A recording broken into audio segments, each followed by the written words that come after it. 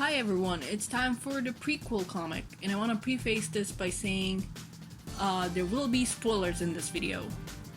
The comic came out before the movie, so people could read it before the movie, but I've saved it for after I've seen the movie. So if there's any connections to be made in hindsight, I could pick up on them, and if there's any connections and stuff that I want to speak about in reference to the movie because I have seen the movie, I will talk about them. So again, there is spoilers in this video.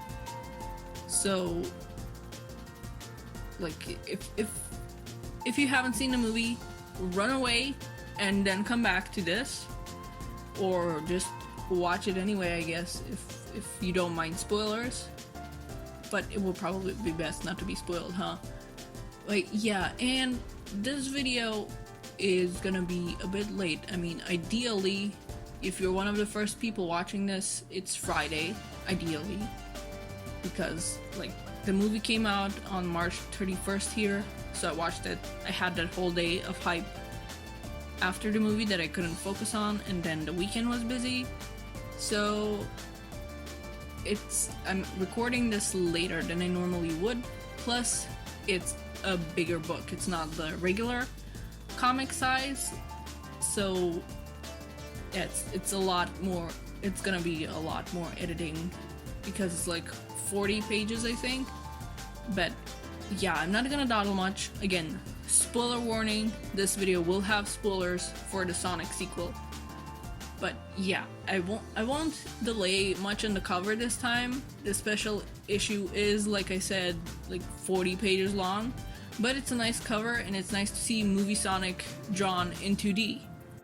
We start this special off with Sonic having trapped himself in a vault, probably after trying to stop a bank robbery, since we see him trying to be a classic comic book hero in the movie. We flash back to before Sonic is trapped in a vault and how this all started for him. So Maddie is heading out of the house and tells Sonic to stay out of trouble because Tom is away on a trip with Wade, so it's just Sonic in the house. And I love that this boy pretty much has separation anxiety after being alone most of his life.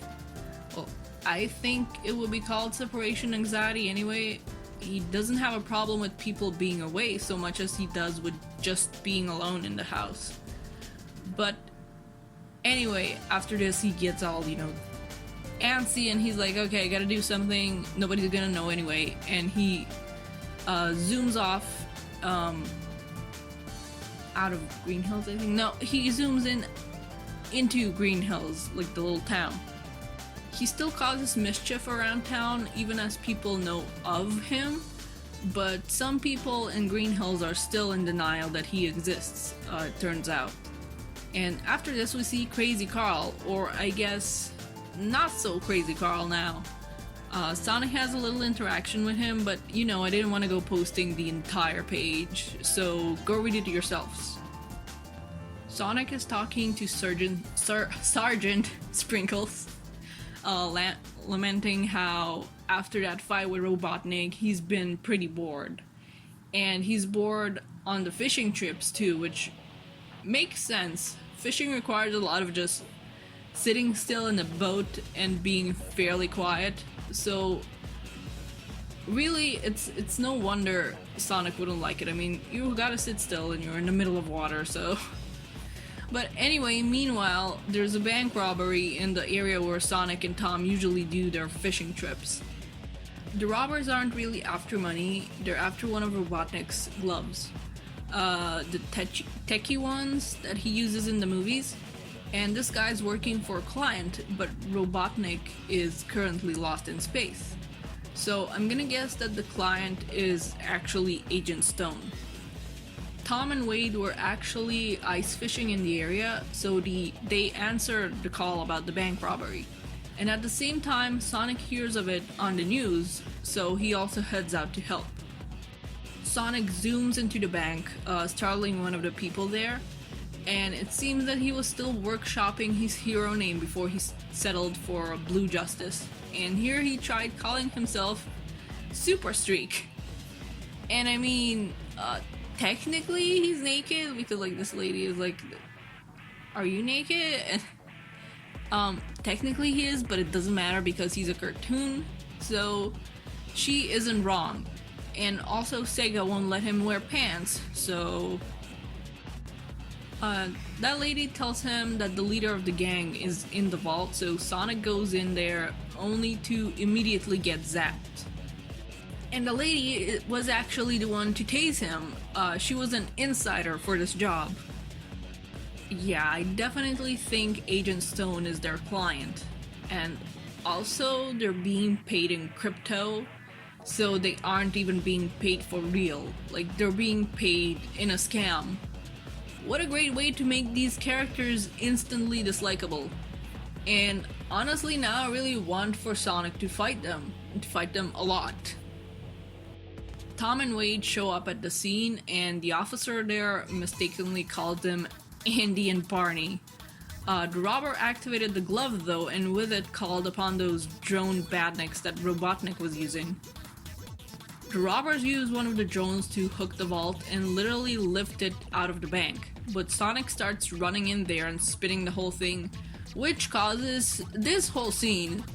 And since the drones can't hold the vault spinning like that, it ends up dropping back down on the ground after this. Sonic charges up and runs straight for the door, and he says the thing. Honestly, I'm kinda here for this phrase being movie Sonic thing. It's kinda like the Eggman situation in the games, how Robotnik was mocked with the name Eggman, so he took it and made it his own. People mocking like Sonic and Sonic fans would go, haha, gotta go fast, but now the movies made it his own, honestly, like, this is Sonic's thing, or at least movie Sonic's. And past all the memery and everything, that's my cat, I'm so sorry. It's a nice little throwback to Sonic X's silly English theme. I also love Adam Bryce Thomas's work on this. It's fun to see a movie Sonic in his style. And these panels in particular, I like the little detail in the first panel of there being footprints over the walls of the vault from Sonic running around in there before. With that hit, he's blown the door of the vault clean off, and he comes out. And he's also still trying to workshop his superhero name in the middle of all this. Tom, meanwhile, has had enough of the situation and it happening in the middle of his day off, no less. So he grabs his fishing rod and attacks the drones with it. So, when are we getting Big the Cat in the movies so he and Tom can go fishing and attack things with their fishing rods? Sonic isn't even fazed by having guns pointed at him. He just speeds around beating these dudes, including pantsing one of them. Oh man, though. I know this is silly to focus on, but we haven't had any like non-sci-fi and non-cork guns. Like, we haven't had guns in a Sonic comic in a long time. I'm pretty sure that the last one was one of the last times we saw Knack in the Archie Sonic comics. It feels kind of weird, like there's Sonic there and there's real guns, but like it's not bad. I mean, they were in the real world, of course. Well, the real world, of course, they have guns. That one stupid crypto lady was about to stick one of the drones on Sonic, but it doesn't work. And maybe that means Agent Stone got control? Sonic tells the bank robbers not to talk about him since he's supposed to be keeping a low profile, and they actually listen, leading to this funny little bit where they claim they suddenly saw the error of their ways to Tom as they like surrender. The criminal lady is seen falling, so Sonic catches her and then drops her, but you know, from a height she wouldn't get very hurt from, and it's very deserved. And he's finished workshopping his name and settles for the one we got in the movie. Maybe. Like, who knows, maybe in the third movie he'll give himself a new one? We'll see. Agent Stone was indeed the client those criminals were talking about. And he's gotten the glove back. He's likely just amassing the Robotnik tech that was, you know, left behind. And we did see he pretty much has full control of it in the sequel. The story ends off with Tom being none the wiser that Sonic was actually at the scene, and that he's aware that Robotnik's drones are still active. The officer is about to offer them some donuts, but Sonic swiped them all before anyone could see. And yeah, that's where the story ends, but that's not the end of the comic, since this comic has other stories in it, and we'll get to them now. The next story begins where the other one left off, with Agent Stone getting Robotnik's glove from the drone. It has a USB on it as well, which Stone is looking into here as we get to read Robotnik's plans for Stone in his absence as a narration. As per Robotnik's instructions, Agent Stone goes to integrate into society by becoming a barista, as we saw in the movie. But he also very much had done upgrades to the cafe there, so he's taking it over in the movie. And we can see that before becoming the Mean Bean, this cafe was called Karen's Cafe, which, given how she's acting, that checks out. She even spits out his coffee in his face in another panel. Stone gets quite serious and threatening here, and as we see, his coworker thinks he's a sucker and goes on vacation by, lying about why he needs to take over her shift. But Stone uses the Badniks to wreck her car, so she isn't back on Monday, and he gets the keys to the register and presumably the cafe so he can open it.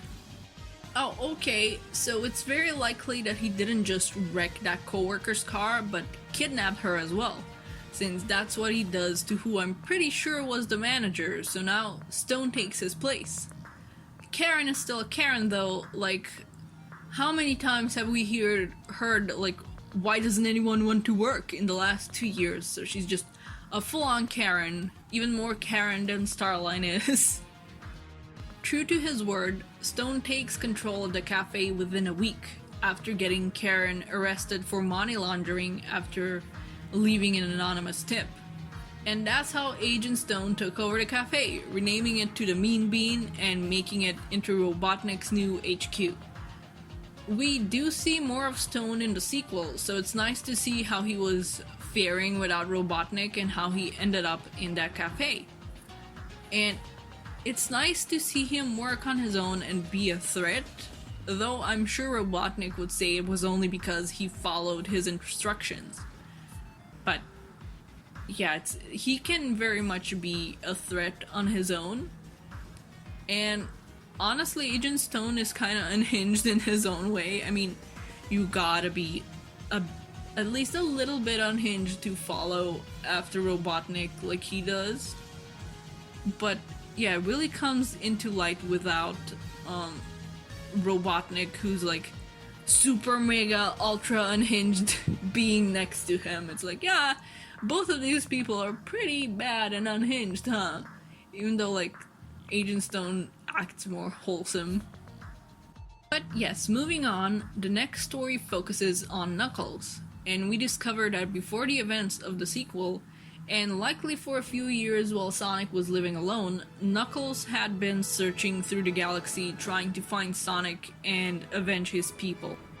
He ends up falling off a cliff he's scaling after some tremors, and in come those dudes that came out of the same portal as him in the movie, which nothing is confirmed, but I'm pretty sure that their overall designs were partly based on the scrapped villain, like the lizard villain character from the first movie.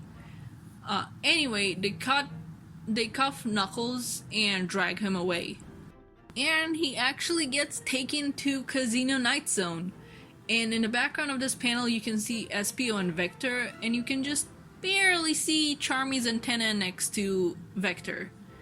I know it's likely just a fun cameo and they probably won't be appearing in the movies, but I like that they do exist somewhere out there in the universe of the movie because of this. Like, the Chaotix are out there. I want to believe. But you can also see the little animals Sonic usually rescues from Eggman in the games on, like, the stools and in other panels. But this is the only part where you see the Chaotix. The reason Knuckles got taken here, though, is to get put in an arena as entertainment for any visitors, especially as the last echidna. And he's gonna have to fight this giant two-headed lobster monster. Wow, rude. They didn't even release him from his restraints to fight this thing. Like, Knuckles had to break them himself as he powers up to fight. Knuckles beats the monster, and then we see him team up with the same people that captured him. He mentioned before in this comic that his people used to track in groups, so he needs a team to do this more efficiently. So that's why he comes out of the ring portal with them, and why they were also coming in after the signal from Sonic's Quill, making this a true prequel. Knuckles' story is fairly short, but it was nice to get a glimpse of what life was like for him before the sequel. Like, I know I saw there were preview pages, and I saw the one of him with the giant lobster monster, like, looming over him. Oh man. Yeah, sure, fix stuff now. My train of thought, no. Oh yeah, I saw that preview page, and I was like, okay, so he was in an arena, and I thought that the dudes that came out of the portal with him were like other gladiators or something, and that he got essentially rescued by Robotnik maybe mid-match, maybe? Even though like the ring portal opened up, so it was like, okay, what's up? Like, or that he was still being dragged around by them, and that they like reacted to the signal and opened up a portal, and that because Robotnik took these guys out, he could like leave. But no, it turns out that he actually was working with them to track Sonic, so they were like temporary allies, I guess. Moving along, this next story is about Tails. So the gang's all here. He's currently in Green Hill, or well, Sonic's world. It's clearly Green Hill from the games, but they didn't actually call it that in the movie, from what I recall, like in the first movie. I'm still gonna call it Green Hill. Yeah, I'm sorry for any drilling noises from outside. I guess they've decided to just do stuff now. But anyways, Tails goes back to the hut that Longclaw and Sonic used to live at. And it's not exactly where Longclaw fell, since that happened outside, but still. He also says that people don't really visit here out of respect, though maybe someone visits now and then to leave fresh flowers. It does mean that people knew of Longclaw and respected her, and I don't know, I guess she had a reputation as the last of the owl tribe. Oh my god. So you remember the scrapped lizard villain I mentioned before? This is him. It's Rava. He actually gets a little cameo and does exist in the movieverse now, I guess. And he lives in Marble Zone. What a nice little surprise. Like, it is kind of funny that he was gonna be like a major villain next to Robotnik in the first movie before he got scrapped. And now he's like a one-off two-panel villain in this comic. That's fun. It turns out that Tails' tracker is getting all confused due to somebody following him. He doesn't know who, but figures they might be piggybacking off of his portals. So he's about to teleport around a lot, I think, as he opens up another portal and comments on seeing if whoever's following him can track him as well as he can track Sonic. He travels to Springyard Zone and then to Aquatic Ruin Zone. And these three places he has been to so far, like including Marble Zone, have something in common. They're all ruins or ruined places. And he comments that Sonic isn't in any of these areas and that it's all just leftover chaos energy from when all the places were turned into ruins. I'm gonna guess that it's from when the Echidna used the Chaos Emeralds to destroy their opponents, and that these are like places that got caught up in that, you know, that war and conquest. And honestly, after seeing Labyrinth Zone in the movie, it's fun to imagine how these zones would look like rendered with CGI. So yeah, that's fun to think about. Too bad I can't do like CGI art and actually give it a try, but maybe, I don't know, this whole fandom is full of amazing fan artists, including people working with CGI. So maybe people will make it into a thing. Last, he ends up in Hilltop Zone. He knows there's two energy spikes at the Mushroom Planet, which is where Robotnik sent the signal from, and from Earth, which he calls some backwater planet called Earth. I think this might be a little plot hole, I'm not sure. But Tails has known of Sonic pretty much since the first movie when he caused that big power out, and he said that he's been watching him and all, so wouldn't he know that Sonic is from Earth? And then again, maybe he didn't pick up on the name of the planet because he was like focused on Sonic. Anyway, the Trackers and Knuckles were the one who were following Tails. So while Tails goes to Earth, Knuckles and the Trackers end up following after Robotnik's signal on the Mushroom Planet. And that wraps the story up. The final story is about Robotnik. So now the gang's all here and the villain duo is here. It starts off literally where the first movie left off with Robotnik. Like he's saying the line from the final scene he appeared in the first movie. So that's literally where we're picking up from. Since he needs food, he tries one of the many mushrooms he passes by, and that I don't think that's an ordinary edible mushroom.